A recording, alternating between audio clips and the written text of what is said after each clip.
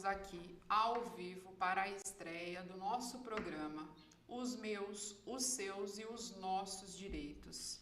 Quem vai apresentar o programa sou eu, Liliane Lima, advogada há 5 anos, aqui na cidade de Luiz Antônio.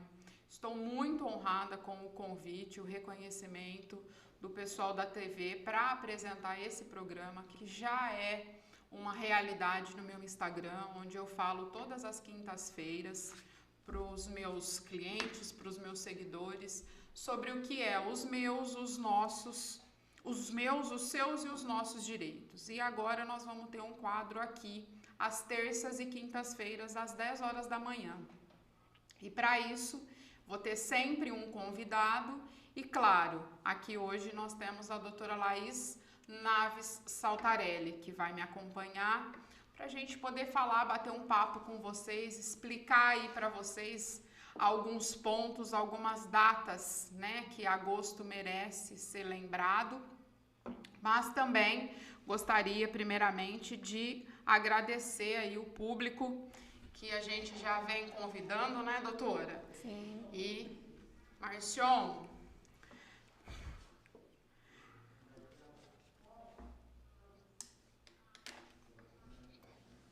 Bom dia, pessoal. Estamos aqui mais uma vez. Vamos falar, continuando o que a gente fala no Instagram, né? Que a gente já fez 2 vezes no Instagram. Vamos lá falar de um tema muito importante agora em agosto, que é sobre a Lei Maria da Penha, que está completando aí seus 16 anos. Exatamente. Então, é muito importante. Infelizmente, ainda continuam acontecendo casos de violência doméstica. Só que tem pessoas que ainda não sabem, não entendem como que chegou nessa lei, por que que tem essa lei. Então a gente está aqui para facilitar, acessar, o acesso a essas informações. Com certeza. Na verdade, né, Laís, nós vamos estar falando aqui que o agosto comemora-se, né, o Agosto Lilás, que é a campanha de conscientização da violência contra a mulher. E aí eu vou aproveitar que também está fazendo 16 anos da Lei Maria da Penha. Nós vamos fazer um breve histórico, um apanhado aqui, o porquê, né, que essa lei chama-se Maria da Penha, porque vamos dizer assim, ela lutou muito para que ela pudesse levar essa homenagem. E na verdade não é uma homenagem, né, foi uma conquista para nós mulheres. E de todos os direitos, inclusive mais esse, porque a gente sempre foi tratada como um objeto, tinha que ser submissas, né? Não podia de forma nenhuma estudar, muito menos trabalhar, não tínhamos renda.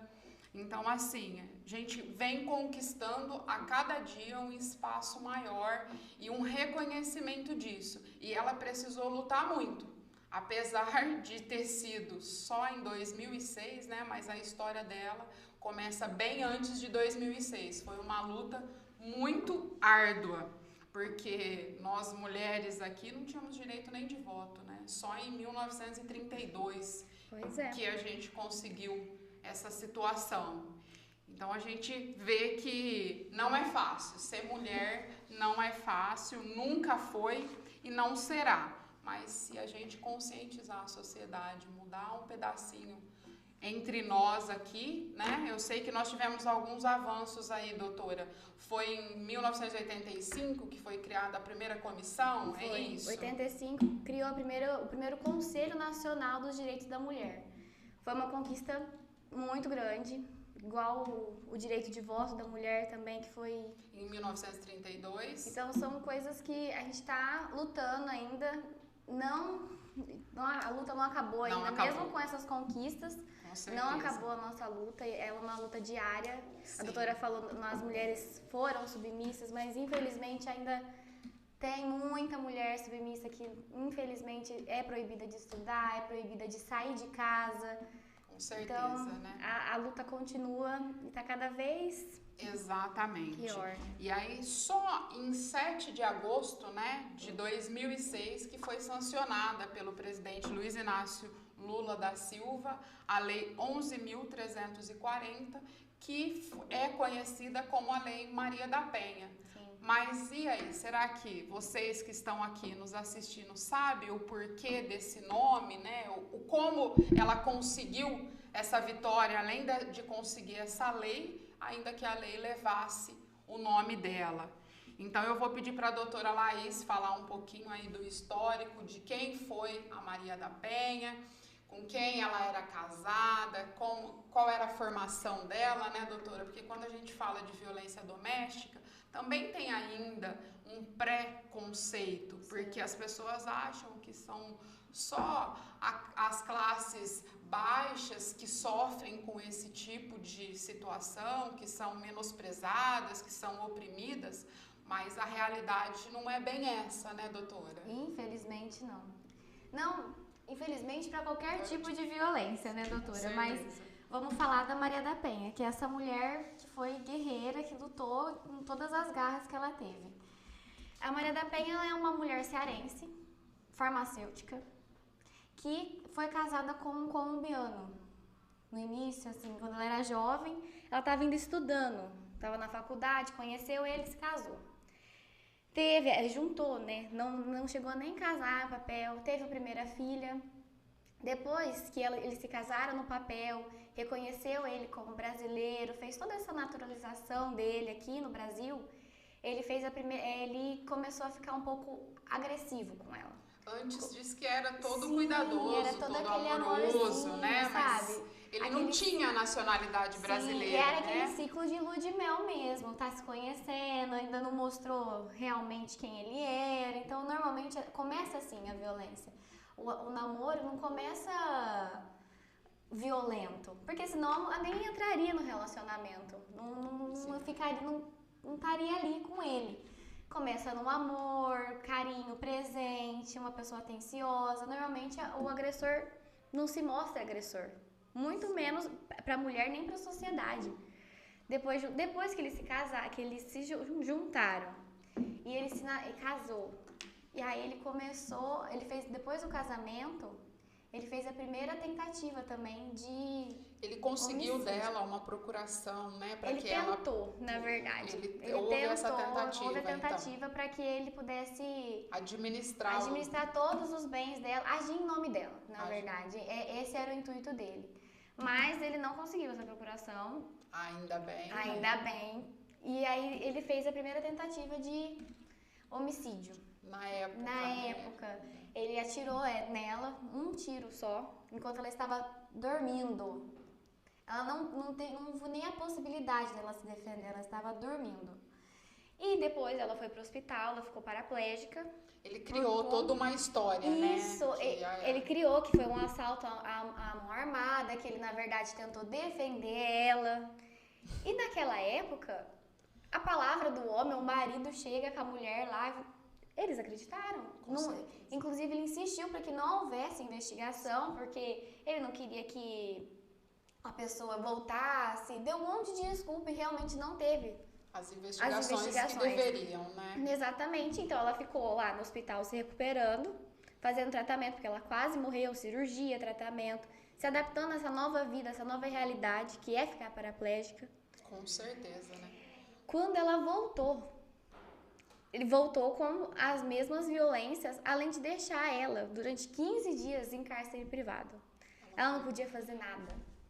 Foi aí que ela percebeu realmente a intenção dele, né? Sim. Foi uma situação assim, acredito que não desejo nem pro meu maior inimigo, que Exatamente. Eu espero que eu não tenha inimigos, né? A ideia é a gente não ter inimigos, a gente apenas tem pensamentos diferentes, né? Mas não inimizades, mas imagina você que tinha uma vida totalmente autônoma, independente e de repente você tá paraplégica, né? Tendo que aprender a viver novamente e ainda numa condição dessa. E ainda sabendo que foi o seu marido, aquela pessoa que você confiava, que estava junto com você, achou que seria seu companheiro de vida, pai das suas 3 filhas. Então é uma situação que mexe completamente, além do físico dela, que teve que se adaptar, com o psicológico. Com certeza. Não é? Exato. E depois disso, depois de toda essa violência, dela ficar paraplégica, de deixar ela em cárcere privado durante 15 dias, ele fez outra tentativa de matar ela, outra tentativa de assassinato. E aí ele tentou eletrocutá-la. No banho. É muito complicado, né, gente? Então vocês imaginam, a primeira tentativa foi em 95, né, que ele fez. Na verdade, eu acho que foi em 83. 83, a primeira. A primeira mesmo foi em 83. Então vocês imaginam, lá atrás, passar por toda essa situação e aí você volta, tenta se readaptar quando você acha que a vida vai seguir, tomar um novo rumo, novamente você é atacada, é atingida e aí você tem a certeza que realmente ele quer pôr um fim na sua vida. Se tinha alguma dúvida, agora ela passa a ter uma certeza, né? E depois disso, dessa outra tentativa que ele não conseguiu, graças a Deus, aí ela, pensando no melhor para as filhas, para ela, resolveu denunciar. Só que na época, ainda hoje, já é um pouco complicado ainda fazer a denúncia, o preconceito que pode vir a sofrer das pessoas, inclusive que você tá lá conversando, tentando se adaptar. Ela, na época, ela sofreu muito preconceito. Sim. A dúvida, você ficou tantos anos casada com ele, como que você sofreu tudo isso? Não foi assalto a mão armada que aconteceu isso com você? Então, ela sofreu muito preconceito. Exatamente. Muito preconceito. Mas com muita luta e com a ajuda, né? Porque era uma pessoa que tinha um pouco de informação, um pouco de conhecimento. Então, o que ela fez? Ela conseguiu, enfim, levar ele a julgamento em 1991, né? Sim. Que aconteceu o primeiro julgamento da Maria da Penha. Ele foi condenado por 8 anos, mas com o recurso ele ainda ficou em liberdade. Com esse mesmo recurso, no Supremo Tribunal, ele conseguiu a anulação do julgamento. Ou seja, ia começar tudo de novo. Não teve jeito. Voltou para ser realizado um segundo julgamento, em 1996. Com esse segundo julgamento, ele foi condenado a 10 anos e 6 meses. Mas, mais uma vez, com a nossa legislação, ele conseguiu fazer um recurso e permanecer em liberdade ainda. Foi quando ela realmente se revoltou, porque como que podia uma situação dessa? Ela ter sofrido 2 vezes a tentativa de, na época ainda homicídio, porque essa alteração na lei só veio agora recentemente para feminicídio, né? Nós vamos chegar lá. Mas ela foi procurar informações, né, doutora? Ela foi, procurou o Comitê Latino-Americano e do Caribe para falar de toda a situação que ela estava aqui. Ela tinha que se recorrer, mas ela não tinha no Brasil forças para isso. Ela precisou recorrer a essa comissão interamericana. Isso muito fixo na nossa mente, que em briga de marido e mulher, mete a colher sim. O homem não tem que exigir de força física e nem abusar da mulher de forma nenhuma. Nenhum dos lados, né? Vamos falar, né, doutora? A violência física, ela não serve, não leva ninguém a nada. Então, se você vê na rua, porque tem vários casos, não sei se a doutora já chegou a ver algum vídeo de situações que atores simulam uma situação de briga ali na rua e ninguém interfere, ou uma pessoa interfere de 20. Com certeza. Então, são situações, se você não quiser interferir mesmo, de colocar o seu corpo ali, de fazer diretamente, gente, liga pra polícia. Exato. Você tá ali no lugar, liga pra polícia, fica ali, talvez você não queira interferir, ou se você vê que a situação tá chegando num nível ponto muito... que não tenha como, né? Entra ou junta com mais pessoas e vai lá e tenta interferir, mas se você não quiser, você vê que tá meio estranho, liga pra polícia, gente, denuncia, porque você pode estar salvando a vida dessa mulher. Exatamente.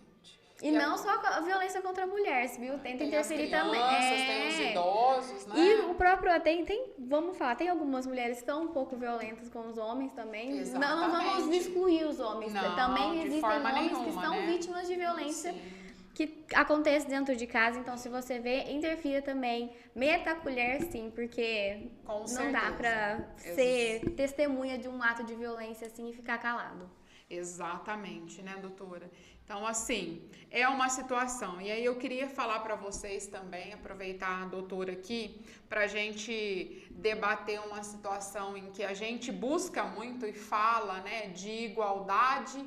E aí, quando fala de igualdade, a gente tem a ideia de que igualdade é que todo mundo precisa ser tratado igual. Sim. Mas, na verdade, nós temos aí uma pequena diferença, né, doutora? Quando Sim. a gente fala de igualdade, a gente precisa fazer as ressalvas, porque, na verdade, quando eu penso em igualdade, é uma medida, né? Igual, todo mundo está do mesmo tamanho, mas nem todo mundo está do mesmo tamanho e é do mesmo tamanho. Porque, assim, a gente... Ah, pessoal, então eu tô ouvindo aqui, ó, o pessoal tá me falando que eu vou trazer uma imagem, vou mostrar para vocês aqui a diferença entre a igualdade e a equidade. E conforme o prometido, né, doutora, nós vamos falar aqui, trazer, diferenciar para vocês a igualdade e a equidade, porque a gente luta, fala, igualdade, igualdade, igualdade, mas na verdade devíamos fazer essa correção, né? Que a gente precisa de equidade, porque a gente precisa, não se pode tratar igualmente aqueles que são desiguais, pois assim só iremos aumentar essa condição de desigualdade entre eles. Sim. Que é o que a gente vem falando aqui hoje, o nosso exemplo, que é a Maria da Penha, né? Precisou de uma lei para equiparar, porque nós já temos a Constituição. E a Constituição serve para o homem, para a mulher, para o branco, para o negro, para todos, né? Desde que cidadãos brasileiros, a Constituição está lá. Mas precisou da Lei Maria da Penha para mostrar e vir reforçar todos os direitos que já existiam. Sim, não só a Constituição prevê, o Código Penal prevê o crime também, só que foi uma lei realmente muito criticada no início. Exato. Porque eles falavam muito de desigualdade, por que tem que ser uma lei... privilegiando, Exatamente, né? É uma lei inconstitucional. Então teve muito